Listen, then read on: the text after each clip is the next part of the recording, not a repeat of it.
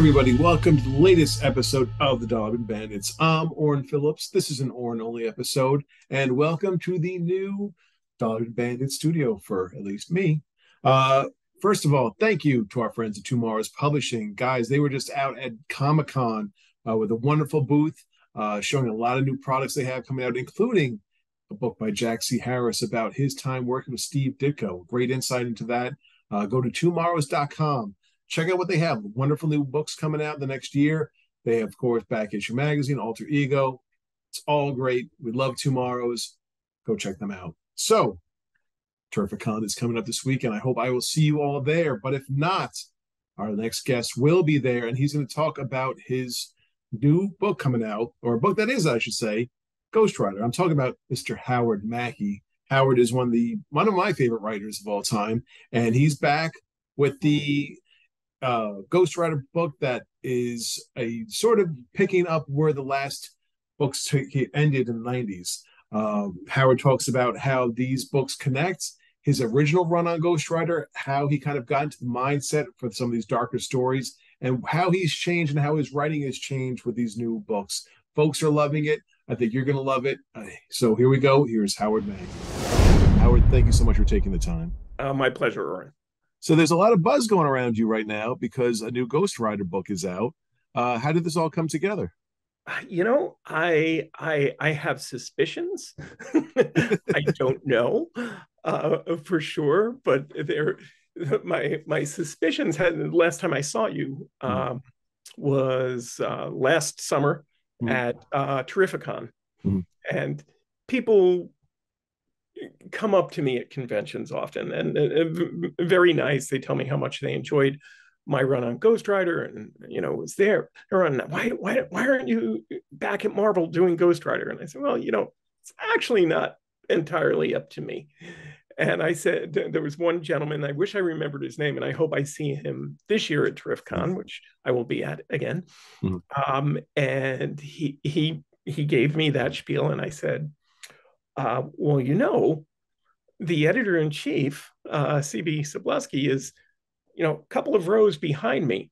I said, you feel free to go and tell him exactly what you said to me. And at the end of the show, the guy came back to me and stood at my table with a big smile. He said, well, I did what you told me to do.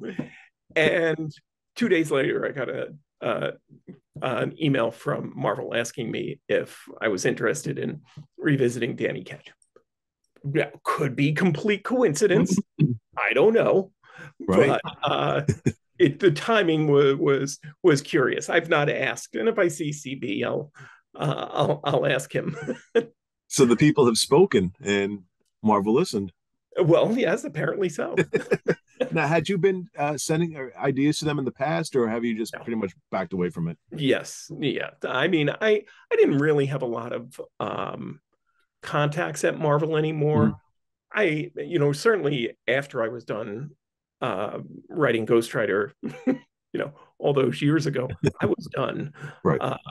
And I, up until very recently, in which I had to break my standing policy, I don't ever go back and look at either my own work on a project that, so I've not revisited Ghost Rider in many years, and I don't read anything that has been written after.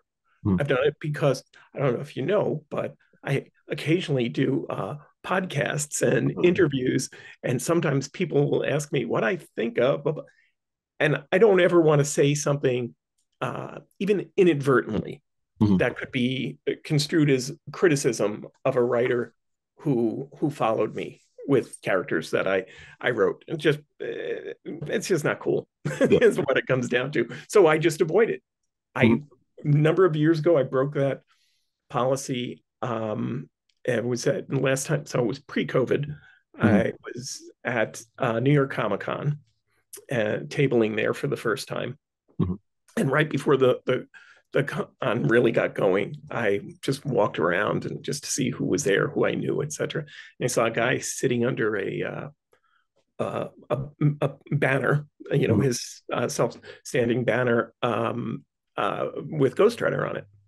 Oh, that's interesting. And I looked, and it was Ed Brisson, who wrote the one of the more recent Ghost Rider runs, and he had his issue #1 on the table. I thought, oh, well, I'll just go over and talk to him. And I waited. He was talking to a fan, and I was patiently waiting, and he had no idea who I was. So I assume he thought I was an older fan. And I waited, and when it was my turn, I approached him and I said, hey, no, Ghost Rider. Cool. And #1, I said, I've always liked that character. And he was being very polite. Oh, yeah, me too.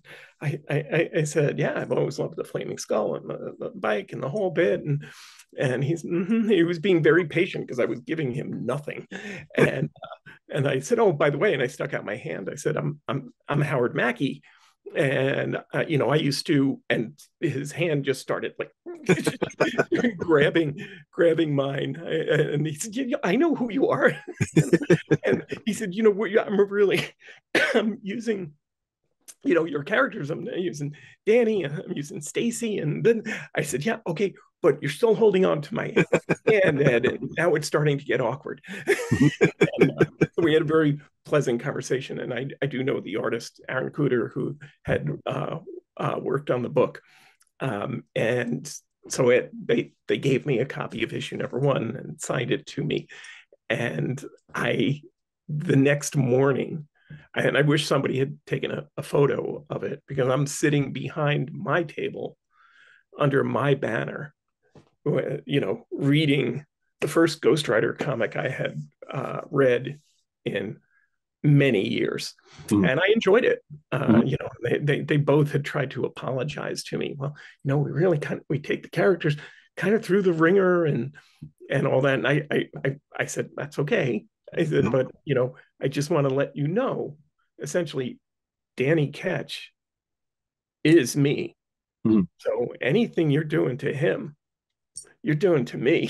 Oh, brother. So, take that for what it's worth. But yes. But when I started this series, the mini series for Marvel, I had to actually go back and reread my own work, which is painful for me, just excruciating. And it was as excruciating as I imagined it was going to be. And I remember reading the first 2 or 3 issues and coming down the stairs to my wife and saying, oh my God, how? And then I said that I had the same conversation with everyone from Terry Cavanaugh, Bob Harris, Bobby Chase, just recently. She was my editor on the run, and Tom DeFalco, who was instrumental with the series being launched in the first place. And I said, how the hell was this thing as successful as it was? And it was very successful. Oh, yeah. I said, this was horrible. and then I got to issue 4, 5, 6, and it was fun. I liked that. I thought the first bunch of issues were as bad as I thought they were, because I got to see both the character develop, and I got to see me develop as a writer then. So yeah, so I don't know what your question was, but no. You covered a lot of stuff. I was going to ask you, when did you think you hit your stride with that series? Because it takes a little while. Yeah, I can't pinpoint exactly when. It was when I started. Well, honestly, it was when Tex took over some of the art chores, and it was, I love Javier's work, and I love his storytelling and everything about Javier's stuff. I just love. But Tex, his artwork was a little darker, a little gritty, and I think it timed. I don't remember what issue it was. I should know off the top of my head, but I don't pay that much attention. With the Scarecrow issue, I think like 5 or 6. Yeah, and that, for me, that was where I started to see, and I think his artwork informed story going forward as well, because I liked the grittier style that he had. And it helped me. I did genuinely enjoy the Scarecrow storyline. So that was when I said, but even then, I still don't cut myself any slack. And I had this conversation with DeFalco. I'd be reading some of my work and saying, "Wow, that's a really good line. Bobby must have, put that in there." And Tom said to me, he does the same thing. He said, "Oh Mhm. wow, that's really good." I wonder who put that in.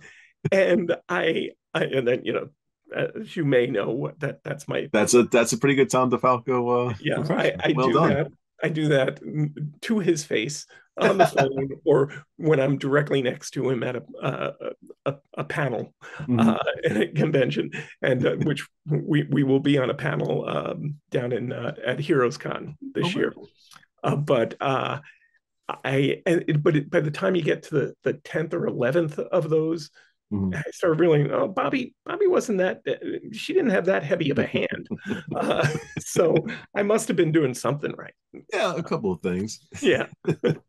So with this project, how do you begin? Like, what's step one for you in putting Well, this together? well, Besides, you read as the old issues. I had to read the old issues, Yeah. and as I said, that took some time, Mhm.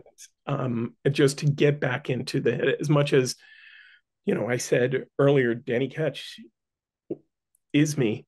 Mhm. Danny Ketch was me. Right. I was a little bit younger when I started the Ghost Rider series, Mhm. and so I think of Danny Ketch of that time as me as a younger man, Mhm. and I just was talking to my wife about this. I said, and yeah, and then and it's great when I talk to my wife about this because she knows nothing about comics at all. Really doesn't care. She's incredibly supportive in that she will occasionally go with me to conventions and will listen to me say this kind of stuff. Mhm. And it goes in one ear and out the other, which is great. That's why we've been together for as long as we have been. But then I think Blaze, and Mhm. certainly the way my approach to Blaze, he was married, he had two kids. Guess what? I was married, I had two kids.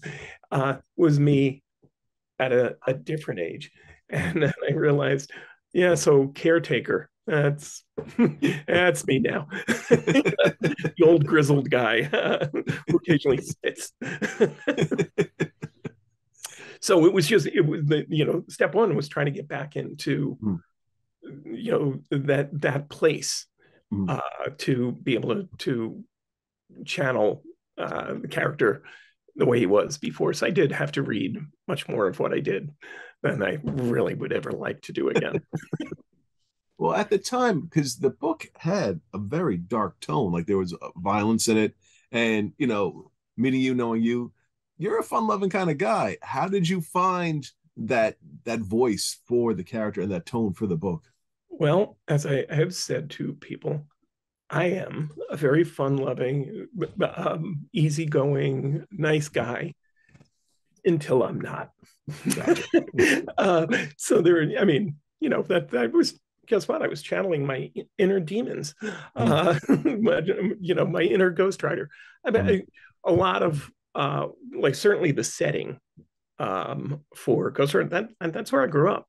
Mhm. I I mean, I'm not kidding. Those cemeteries, the Cypress Hill Cemetery, Mhm. I hung out in those cemeteries and for until I was about 16 years old. Mhm. So, and it was Brooklyn at a very different time. Right. So that's kind of who I was, and so Mhm. the dark tone. I mean, I think we all have a little bit of darkness Right. inside of us, and sometimes you have to dig real deep, and sometimes not so much. Right. But for me, I mean, some of what you're talking about, the violence, Mhm. or I mean, that scarecrow issue that we're Yeah. talking about. I don't know if you remember seeing Mhm. it. I can't believe I'm one of these people now that I'm citing my own writing and scenes that I wrote because I usually make fun of those people. Mhm. But there was a scene in which Scarecrow leaps in. There's a mother and Mhm. child's kid is in the stroller, Stroller. and he jumps down. He's got the pitchfork in his hand, and then we cut away because it was the the 90s, and we had the comics code. And then the next scene, it's the police on the scene, and there's two chalk outlines. Mm-hmm. And I was a new dad.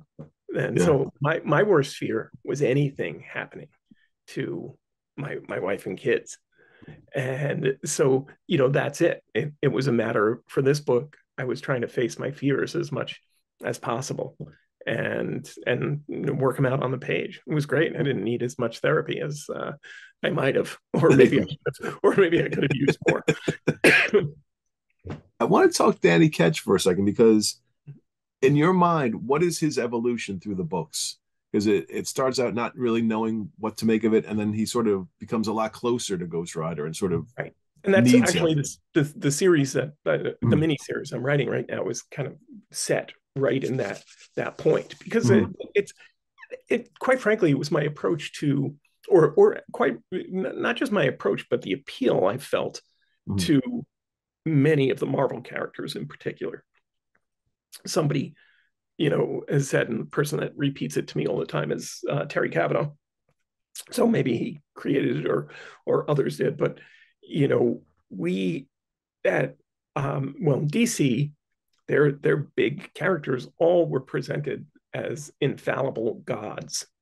And I think the genius of the early Marvel stories was it was much more about the people, or quite frankly, it was the men, because we didn't have a lot of female superheroes at that point. But behind the mask, and I know even Larry Hama, that was something that when I was editing the Avengers, and that was a theme that he explored. It was about the people behind the mask, and that stuck with me.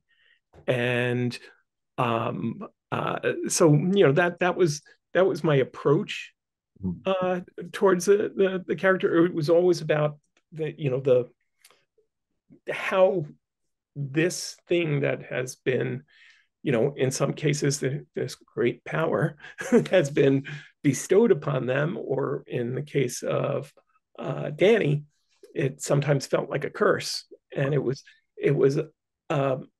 trying to figure out that balance for him. And that was fascinating to me, quite frankly, because how would you deal with that? And it was quite frankly, it was something that Jim Shooter used to talk about all the time, including in, it was his premise for the new universe, which I did inherit at one point, but it was about instead of dealing with our typical superhero tropes, what if this happened to a real person? How would you do? And I really do feel like the early Marvel comics, Stan, Steve, and Jack, that's what they explored, that's what I found appealing. That's why, quite frankly, all of a sudden, all of my Superman, Batman stuff went away, and I was, devouring Spider-Man, Daredevil, those. I mean, every single Marvel character, was very fallible, and they had to deal with real life, not just other than Tony Stark, they weren't billionaires, or at the time millionaires. There you go. Yeah. But like you can see in the series, Danny at points wants to have a regular life. He goes out on dates. His girlfriend keeps saying, like, come on, let's do something. His mom is pushing him to do things, and he wants to, but then something, he'll hear the news or something, and he just feels like it's his duty to do something about it. And that was, and quite frankly, that was the genius of the early I'd love to take complete credit for that, but I was a Marvel guy, and that, so even people have asked me, I created quite a few new characters in my first 12 issues. Well, I read the first year of Stan's Spider-Man over and over and over again. Stan and Steve Spider-Man just introduced new characters almost every issue. And I thought, okay, that's what I want to do. And some of them, will stick. I mean, I had some success with characters like Blackout, and then and then there's Zodiac. Look, sometimes you do what you got to do. Well, I was just about to bring them up because Scarecrow, Zodiac, Blackout, Night I Watch. didn't create Scarecrow. Okay, is it Yeah, different? I had an affinity for the character, so I absorbed him and maybe tweaked him a little bit. I would say, yeah, his rogues gallery were vicious, vicious people. I mean, it's not like they were, maniacal criminals trying to rob a bank. These were people who had no regard for human life. They were uber violent, and nobody was really there to stop them but him. Right. How important was it to have such a strong collection of adversaries for Ghost Rider? Well, I think our heroes are always defined by their opponents, and so yeah, I had to do that. And once I established that the trigger for my version of Ghost Rider was going to be the spilling of innocent blood, I pretty much I set that path for myself. So anybody that was going to come in was not going to be a bank robber. So yes, I mean that's incredibly important. I mean, I think we, as I said, our heroes are absolutely defined by our villains, and I think sometimes as writers we can write ourselves into a corner as well, because sometimes you just have your characters going up against too powerful of villains, and and that means, so in order for the hero to defeat the villain, they have to match their power with power, and that can just keep raising the stakes, and then suddenly you have Superman or the Hulk who can take on anybody. You just said his creed, or protect the innocent at all costs, the spilling of innocent blood, and it's a very hard line with him. There's really no gray area. If you, whether you're a mugger, whether you do a wife beater or something like that, you're guilty, you are not good, and he's going to put the fear into you. How is it, I'm trying to, how do I phrase this correctly, that sort of motto, is it tough to write with something like that because he is so intense with it, as opposed to maybe other characters who might well, I'll just send him to jail, or we'll let the police handle this one? Right. Well, no, it wasn't tough, because honestly, people who know me, again, you were saying how easygoing of a guy I am, and I am, and I'm fun, and with my dark side, and I'm incredibly liberal. I will tell you that, but I have my lines. The term that gets thrown around in politics is the whole woke thing, which just is absurd to me. That means people throwing that around have no original ideas, and they've latched onto 4 letters and they've turned it into something else. I don't think that you can be very liberal and still want some vengeance sometimes. And that's me. If somebody no matter how easygoing, somebody comes after my friends or family, they're not, even at my advanced age, they're not going to want me to be there at the time. That's who I am. And what separated him and separates him from the Punisher, for instance, is the Punisher bullet through the head, you're done. And that's where I came up with the penance stare. Because what I thought the greatest punishment that could be inflicted on somebody who has inflicted pain on somebody else is to make them experience that pain in their head over and over and over and over again. So, Ghost Rider did not kill. Maybe later on, he did, but that was not where I certainly started out with the Danny Ketch version of Ghost Rider, because I felt like that's that's too easy. That's easier than sending somebody to jail Right. for forever. I mean, I'm a big fan of torturing people for for when they do something like that. Right. And I think that's one of the most powerful points of the book is that he looks right into their eyes, and then you just Mm-hmm. see the Yeah. madness and the pain, and Mm-hmm. they can't escape it. And Right. like you said, I think that's so apropos for that constant punishment for the crimes they committed. Right. You bring up Punisher, and there is an issue with Ghost Rider and Punisher, and Ghost Rider is very uneasy about that alliance. He Mm-hmm. looks at Punisher as somebody who he would be going after. Right. Uh, Yeah. how was what is the differences? I think you just mentioned, Punisher would put a bullet in the head, Mm-hmm. but it's two men who see black and white, Mm-hmm. and very different ways of handling it. What was that like putting Punisher and Ghost Rider together? Well, it was fun to Mhm. explore that, and it's a theme I'm still exploring. I mean, in this Danny Ketch miniseries, that Mhm. this is the heart of that series, because part of what Danny's side of it, Mhm. because there is there's the duality of the character, Mhm. much more so than Spider-Man putting on a mask, or this is Danny Ketch, a living, breathing human who has suffered tremendous pain with Mhm. the loss of his sister, and then and all of the things that he suffered, but then also being transformed into the spirit of vengeance. Mhm. And the theme that I explore in this series is, what good am I doing? Because in order for me to go into action to do what needs to be done, or as Ghost Rider, Mhm. um, that means innocent blood has already been spilled. Right. And he's not going out there for the most part and getting he's not at the scene of the crime. He arrives just in time.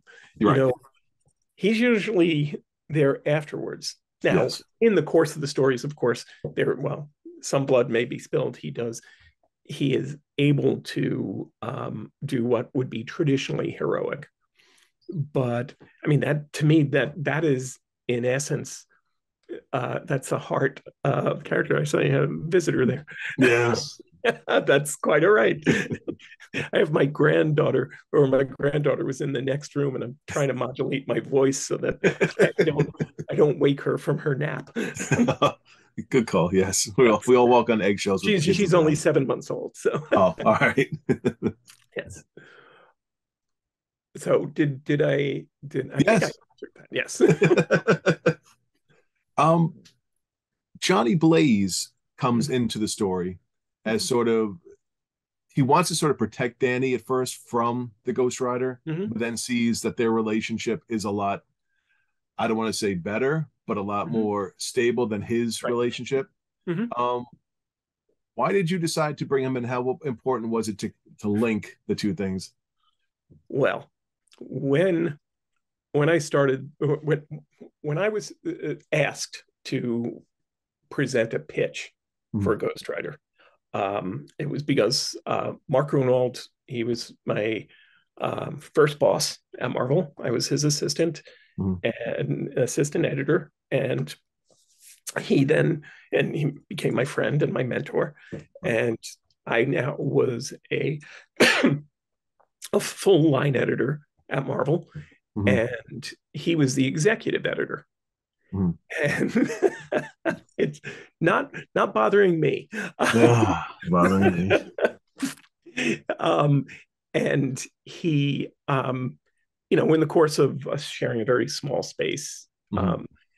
he knew that I loved the Ghost Rider character. I mean, there was everything about it, from the flaming skull, the visual, the Mhm. bike, the whole thing. And I loved Mark DeMatteis's final run on the book, and we used to talk about it when I was his assistant. Fast forward a number of years later, he comes into my office, said, "Howard, we really want to bring Ghost Rider back. I think the series had been canceled Mhm. maybe 10 years earlier. It might, maybe not as much, but they wanted to bring the character back. And he said, I know I had started getting some writing work. And he said, I know you love the character, so why don't you give us a pitch? I said, great. Okay, I'll do this. And he was starting to walk out the door, and he turned around and he said, oh, one thing, you can't use Johnny Blaze. I said, excuse me? And he said, no, you need to come. We want a new ghostwriter. So come up with some new character. Okay.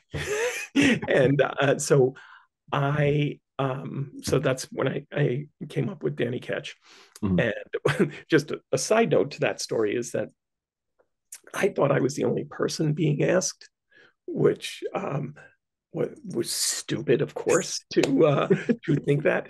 But I was young and naive, and it wasn't until after mine was the accepted pitch that I found out that they had 6, 7 other writers, all of whom had far more experience and credentials than I did at the time. And Mark didn't tell me wisely, because that would have frozen me in place, and I would have said, no, I just can't do this.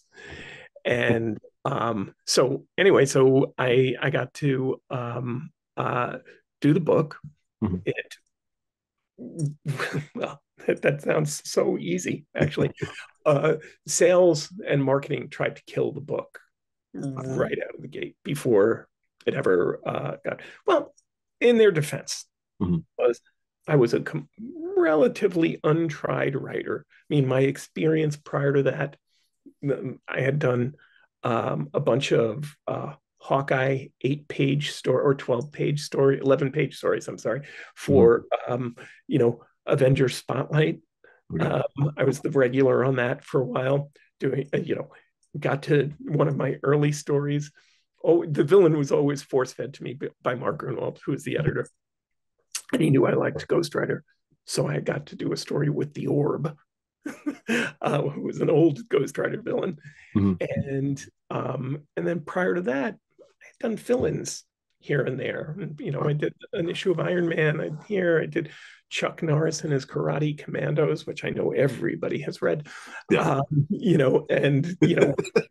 lot of things like that. So in their defense, it's like, and this is a guy you're going to give a failed character to, and Ghost Rider was considered a failed character. It was canceled for low sales, and with 2 relatively unknown artists as well, in Javier and Tex. So they said, so where is the formula for success here? And we jumped through so many hoops at that time. Like, they didn't want to do it as a regular series, so we had to then pitch it as a graphic novel. And then they changed, no, that's not going to work. So they wanted to do it as a 4-part Dark Knight format limited series. No, that's not going to work. Let's just do it as a regular limited series. And just so you know, every time something like that happens, meant I had to retool what I was going to write. So I was just rewriting things. And finally, the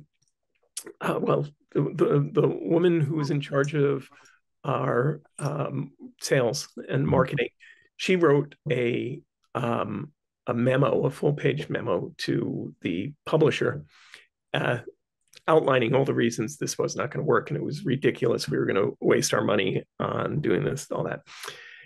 DeFalco just was so tired of us all being jerked around that he said, hell with it, I'll eat this. So he said, just do it as an ongoing series, because he had faith in the series. And when issue number 1 came out, and I only found out this part of the story about the memo within the past few years from Tom. The woman came to the door of Tom's office with a copy of the memo in her hand, held it up and tore it, and threw it in the trash, said, yeah, I was wrong. So that's how. So in answer to your question, though, is that, so issue 1 sold very well, honestly. I don't understand why, because I just reread it. And then typically what happens, certainly in those days, issue one would sell high, and then stores are ordering without knowing what issue number one is like, so they reduce their orders for 2 and 3, so sales go down, which totally happens in almost every book. It goes down, and it did. And then issue 4 is really where you determine the true sales. All of a sudden issue 4 just shot up again, so they really knew they had success on your hands, and sales just continued to go up from that point. Well, then I realized, wait a minute. I have a runaway hit here, so I can do not what I want, because I was working with Bobby Chase, and even though she remains a very good friend of mine, she was a tough editor. But I said, hey, Bobby, I want to bring Johnny Blaze back. And I did. And then, of course, my version of Blaze also, got some buzz and some success. And, suddenly hey, do you want to do a book with Blaze and Ghost Rider? And that's how we got Spirits of Vengeance. Right. But it was strictly because of the success of the book that I was able to bring Blaze in and then explore the relationship with them, which and again, I'm just, if you read issue number 1 of the new Danny Cash series, available in your local comic book store now, Blaze is in there. Okay. And spoiler alert, eventually so is Scarecrow and Blackout. But they, that relationship I found intriguing, because, certainly Blaze, as you pointed out, Blaze's experience as a Ghost Rider different than Danny's. When you hit that kind of success, are there a lot more cooks in the kitchen when it comes to the book? People wanting this, and the other thing? Oh yeah. Yeah. That's the downside to it. Because I mean, it's like almost like a Hollywood scenario. It's, if everybody could get a associate producer credit, they would love to do that. But suddenly, if you remember when Ghost Rider took off, suddenly he was appearing everywhere. I was going to say. And it was just, I mean, as crazy making as it was for me, it was worse for Bobby, because that meant she had to read all of these other appearances. And there were some that made sense, some that didn't really. I mean, I love, I mean, Walter Simonson can do anything and I will read it, but I was trying to work with Ghost Rider in Fantastic Four. It didn't seem, although what it touched upon, and it was one of the things I tried to do. I'm gonna backtrack and argue against myself here. I wanted to show, thing I don't find interesting is Ghost Rider is doing stories of Ghost Rider in hell or things like that. I liked him being a very unique feature in each book in the Marvel universe. So my feeling was he inherited a very dark corner of the Marvel universe, but if you look at those first issues I did, he was going against mutants and just criminals and serial killers and things like, I mean, Blackout was a mutant who was also a crazy killer. Right. So that does make sense then for Ghost Rider to be in the FF, in case Walter is watching this. But he knows how much I love him and his work, so I'm not really worried. But there were times that, I mean, it was strictly, in some cases, it was a cash grab. You put Ghost Rider on the cover, at that point, sales went up. Right. And I had one experience where I was walking into some editor's office, because I was still on staff at that point at Marvel, and the editor was on the phone with a writer, and I'm not going to mention any names. Howard, I have such and such on phone. Hey, we're gonna be using Ghostwriter, and he had a question. Okay, sure. And he hands me the phone, and the question was, so tell me about Ghostwriter. And I was feeling a little crabby, and I will not use the language that I used, but with an expletive or two, I said, read the book. Yeah. And then if you have a question, I'm more than happy to answer. But yeah, he was everywhere. And then we got to the point where they said, okay, well, if one is good, let's do more. So that's Spirits of Vengeance. But then we created the Midnight Suns. And I was not a fan of us doing that at all. And I can say this because, I've told this story to my buddy Dan Chichester, and Chris Cooper, Len Kaminsky. We were with Bobby Chase. We were all in a meeting. We would do these conferences. We were in Midtown Manhattan, and I remember. I'm not proud of this story at all for me, and I was feeling petulant about this because now I have to go in there and listen to everybody else tell me about what to do with my character. And I just have this very firm visual of us in this big conference room and everybody sitting around the table, Bobby leading us. And there was a bank of windows on one side of the conference room with, it was New York City. So it was also beneath the windows was radiators covered by, radiator covers. So you could sit on those. And so everybody else is at the table, and I'm like sitting on the radiator covers, looking out the window, probably with my sunglasses on, because but I was just being a baby about it. I mean, it was so friggin' ridiculous. And they're kicking around ideas and yeah, just tell me what you want me to do, basically, that kind of thing. I'm sure there was a little bit of not just, I mean, it was petulance, but I'm thinking, I'm Howard Mackie. I did Danny Ketch. And I remember, and in the back of my mind, I'm sure I was trying to suppress a piece of advice that Mark Ronald gave me early on when things started taking off, and I always use it to keep me grounded. He said, Howard, this is great. Ghostwriter's doing fantastic, as I thought it would, and you're doing well. He said, and you're going to get a lot of attention for this. And he said, but just remember, you're about to become a really big fish, but it's a very tiny pond. He said, so don't let it go to your head. Well, that day I was letting it go to my head. But then what happened was trying to come up with a villain for the piece, where to start, all that. And Dan Chichester said, well, I was thinking we could do something with, from the Bible, or from, not from the Bible, from Hebraic lore. Adam had a wife before Eve, and her name was Lilith, and she was the mother of all demons. And I probably still have neck pain for how quickly I spun around. I said, wait, what?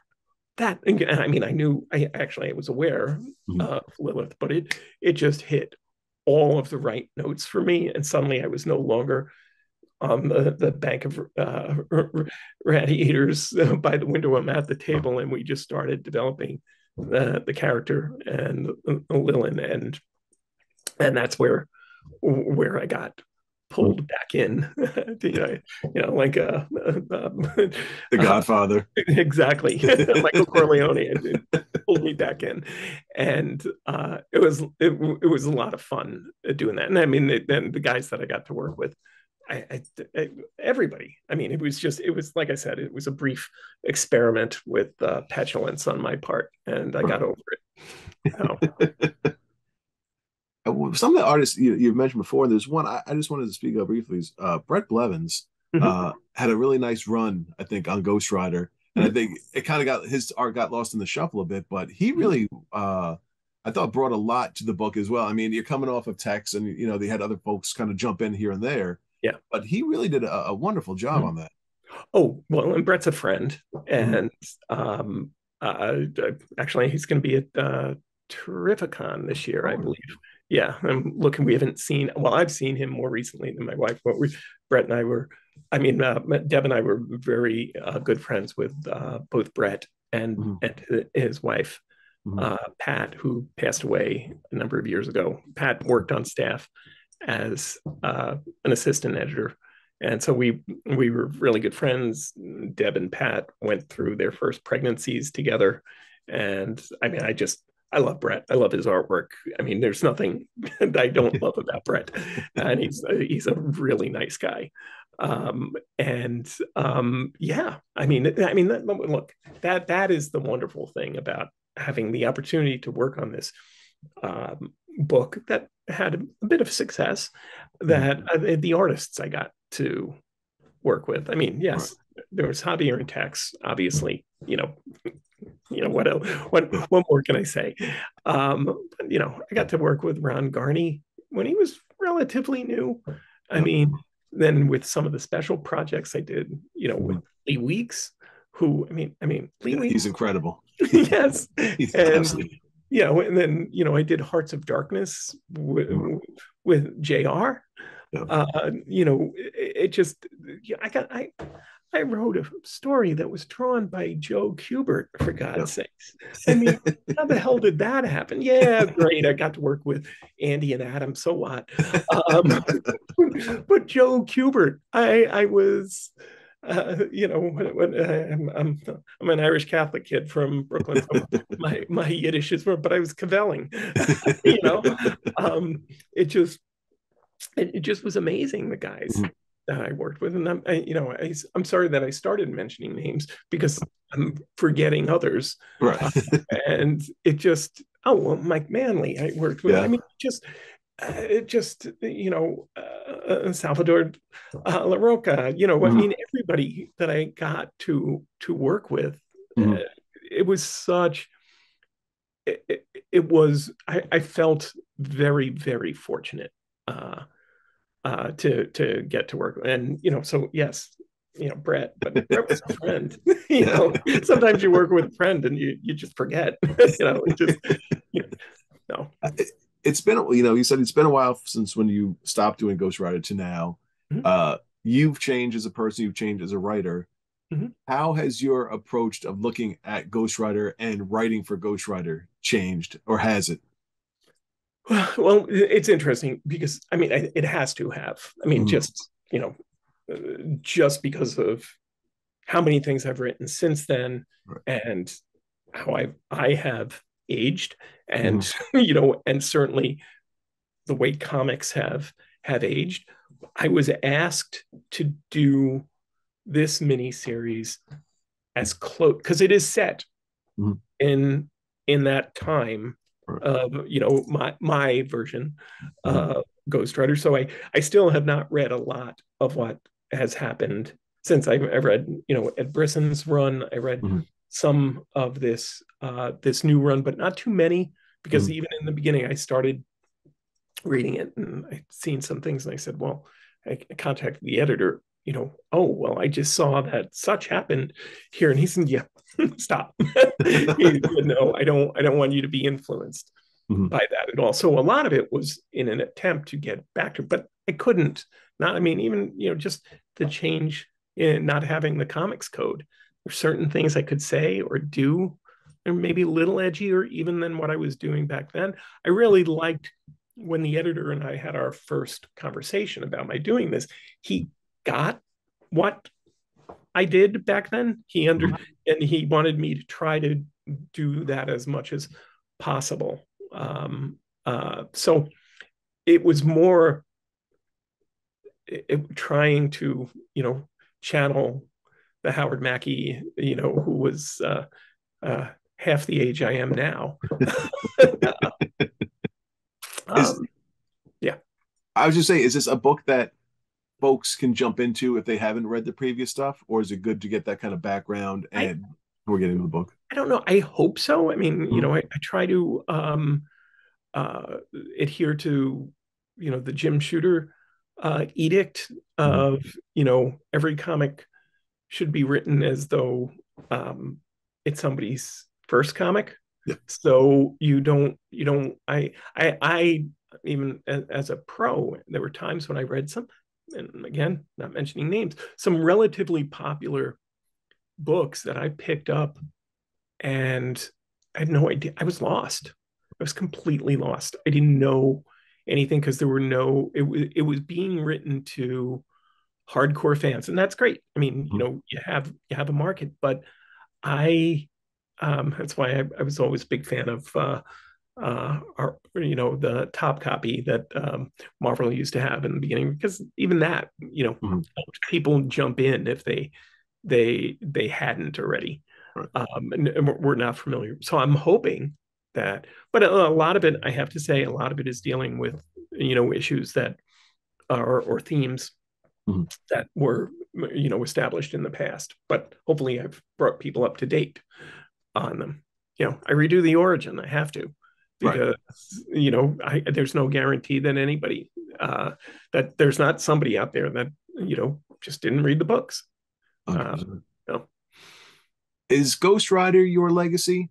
Because you've worked on so many things. Like Yeah. I think of you Well, just working on so many different things, but oh, come the on. focus is That's so much on. the elephant in the room. It's going to be one of two things. It's going to be Ghost That's Rider or the right. Clone Saga. I I you know I got my thoughts on that, but I Well, so do I. Wait, we did a conversation once yeah, when, we did it. And then I was at Terrificon last year. They had the panel about the Clone Saga, and right.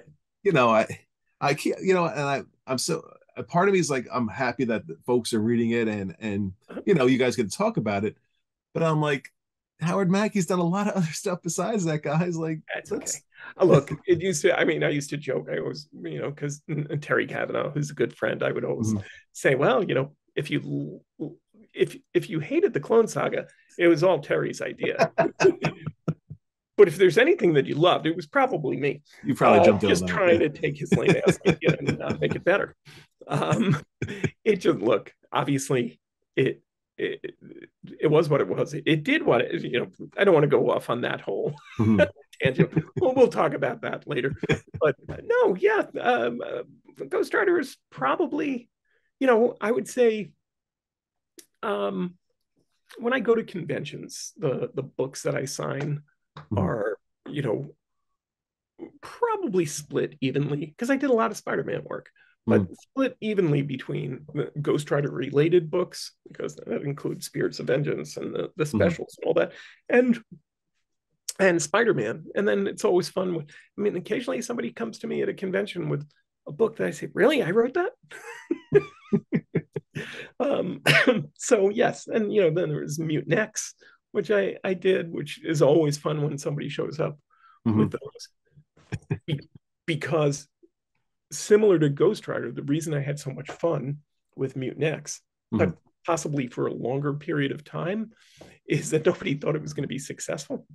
So they left me alone. And yeah, if Marvel's listening to this and you ever want to re-explore the world of Mutant X, that would be fun. Maybe I'll get somebody to go up to CB at Terrificon Yeah. this year. Yeah, well, it's funny because further to that story about Terrificon last year, Mhm. as you just brought up the panel that I was on, Mhm. it was me and Terry Kavanaugh and Dan Jurgens and Mhm. Jerry Conway. I mean, and Terry and I were, kind of blown away. We're sitting on a panel with Jerry Conway, really nice guy. And we finished the panel, and Terry and I do we've got our little, routine down. We Yeah. make fun of each other. Actually, I guess a lot of it is me, because I'll do a panel with DeFalco and we'll make fun of each other. And then I'll do JR and we'll make fun of each other. But, we were doing the whole thing, and then panel stops, Mhm.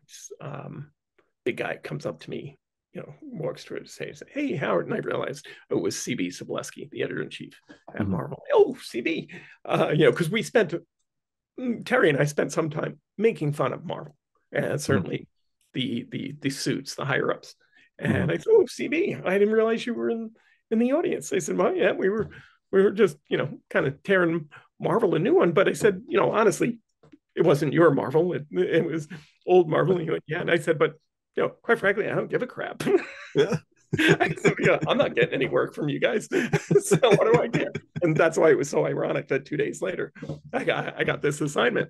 But, anybody who knows me knows that's who I am. Yeah. I don't stand on ceremony with anybody.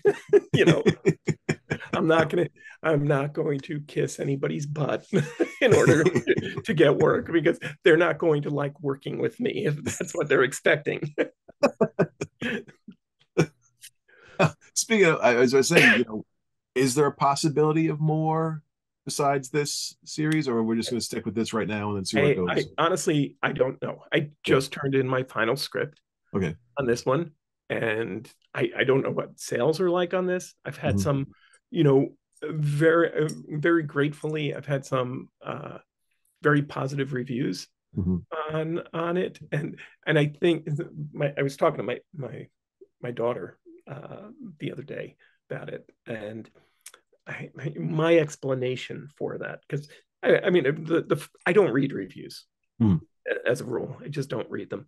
And so the day after issue 1 was released, I was on Facebook, because I'm old and I do Facebook, and also because I think Elon Musk is evil, so I don't do Twitter.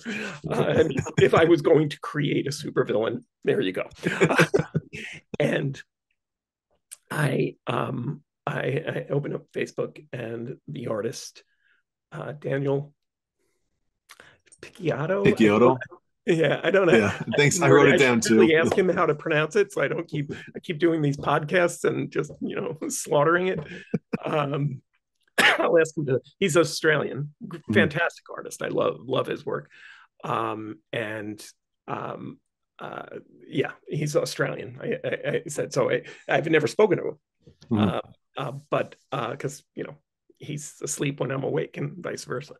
But he posted like a early review, and I went, oh God, because I was so tempted, like my finger is hovering over the, no, I can't do this.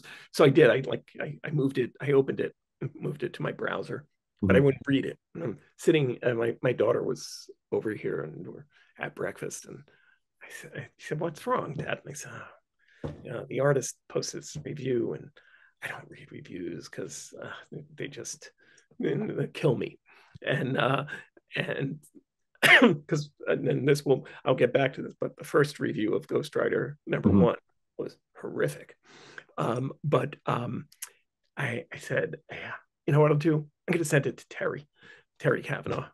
Him read it. And then I said, oh, you know what? I'm going to send it to my buddy Jean, who owns my local comic book store, Mega Brain Comics, one of the best comic book stores on the planet. You should all patronize. And then my daughter's sitting there at the opposite end of the table over breakfast. Dad, I'm literally right here. You could just hand me your phone and I could read it and I'll tell you whether it's good or not. And so I did eventually send it to her, and everybody came back to me and said that it was actually a very positive review. And I was thinking about it. I was very grateful for the one positive review. Right. And then I thought about the review of Ghost Rider #1 in the 90s, and it was horrific. It was do you remember Heroes? Yes. Magazine? Yeah, fanzine. And I just discovered the copy I had of it a month ago or so, and it was the writer, and I remember this because I try to hold on to this. He called my writing crushingly mediocre, and that the artists deserved better. And you know what? In his defense, having reread issue #1, maybe not so far off the mark, but I was looking at the name of the reviewer, which I did not maintain. Jesus, that name sounds familiar. And it was not Tom DeFalco. And I realized he and I are currently Facebook friends. And he's come around. Yeah. So I guess maybe he too thought I got better as I went along. You improved in his eyes. Maybe, I don't know. Or he just wanted to make fun of me again. I don't know. And we are back. So another great interview with Howard. Thank you so much, Howard, for taking the time. Looking forward to seeing you this Saturday at Terrificon. This new Ghost Rider book, man, folks are loving it. You see reviews online, people talking on Facebook about it. It's well worth picking up. It's a wonderfully written book, beautiful art. And if you're fans of the original run, you're going to love it. And if you've never read it before, you can pick this one up and sort of understand where it's going. So that's a great thing about it as well. So thanks again, Howard. Thank you guys for listening, and we will see you soon.